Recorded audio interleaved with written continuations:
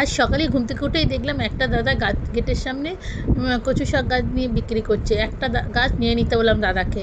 আর কচু শাক হবে মটর ডালের বড়া দিয়ে হবে না, তাই মটর ডালটাকে ভিজিয়ে দিতে বললাম। দাদা ভুল করে ছোলার ডাল ভিজিয়ে দিচ্ছিল, তাই সঙ্গে সঙ্গে ছোলার ডালটাকে প্রেসারে করে ছোলার ডাল করে নিলাম। আর এদিকে ছিল রান্নার মেনুতে দুপুরবেলা কচু শাক, ছোলার ডাল আর মটর ডালের বড়ার ঝাল সর্ষে বাটা দিয়ে এটা করেছি, টমেটো বাটা দিয়ে।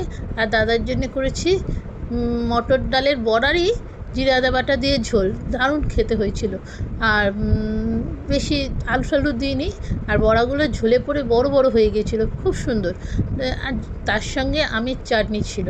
আর কচু শাকটা এত সুন্দর হয়েছিল, এটাতে রসুন কালো জিরে লঙ্কা দিইনি, তার বদলে দিয়েছিলাম জিরে তেজপাতা আর লঙ্কা ফোড়ন দিয়ে তার মধ্যে কচু শাকটা সেদ্ধ করে নিয়েছিলাম। এদিকে না বড়াটাকে যখন ভাজছিলাম তখন আদা লঙ্কা বাটা দিয়ে তার মধ্যে একটু নুন হলুদ দিয়ে বড় ছোটো ছোটো বড়া করে নিয়েছিলাম।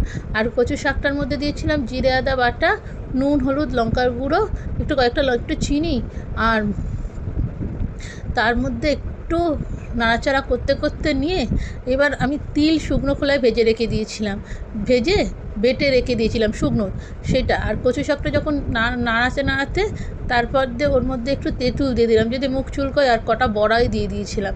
বড়াটা দেওয়ার পরে এর মধ্যে ওই তিল বাটাটা দিয়ে নামিয়ে নিলাম। দুর্দান্ত স্বাদ হয়েছিল সত্যি। একবার এইভাবে বানিয়ে খেয়ে দেখুন কেমন লাগে। তার সকলকে গুড আফটারনুন, যে যেখান থেকে দেখছেন সকলকে স্বাগত।